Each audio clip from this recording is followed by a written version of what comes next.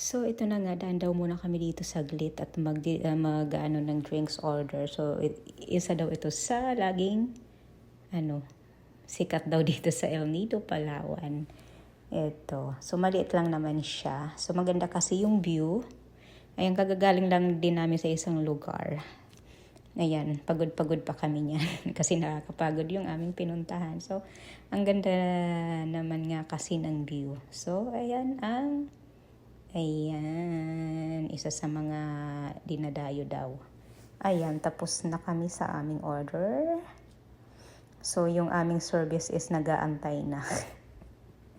Napapuntang na Puerto Princesa kasi flight na namin ng gabi.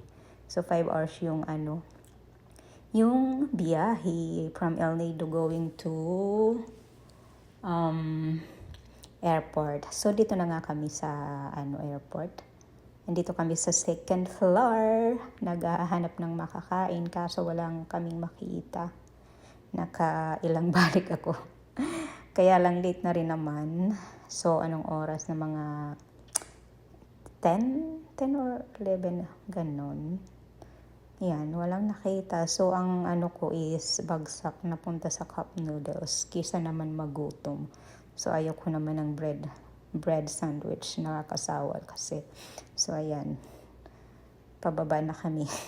Dala-dala niya na yung cup noodles na nabili namin. Cup noodles.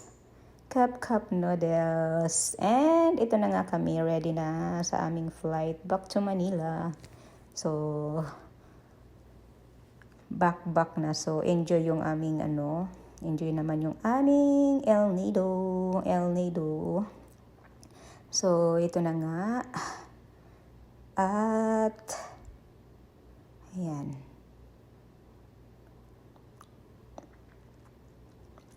Nakarating na kami. Nakarating na sa aming, ayan, papasok na kami sa, so dalawa yung dinaanan dito sa front and doon sa dulo. And ito yung aking pamangkin, ayan.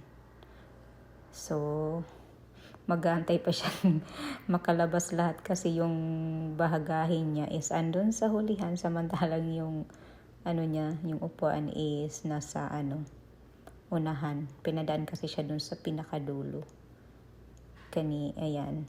Kaya tuloy antay pa ng kanyang bagahe. And this is it. We arrive safe in Manila. So magbabas to the airport para kunin ang aming luggage. And then done. Yan. So, transfer na sa bus. So, first time kong makasakay ng ganitong lokal.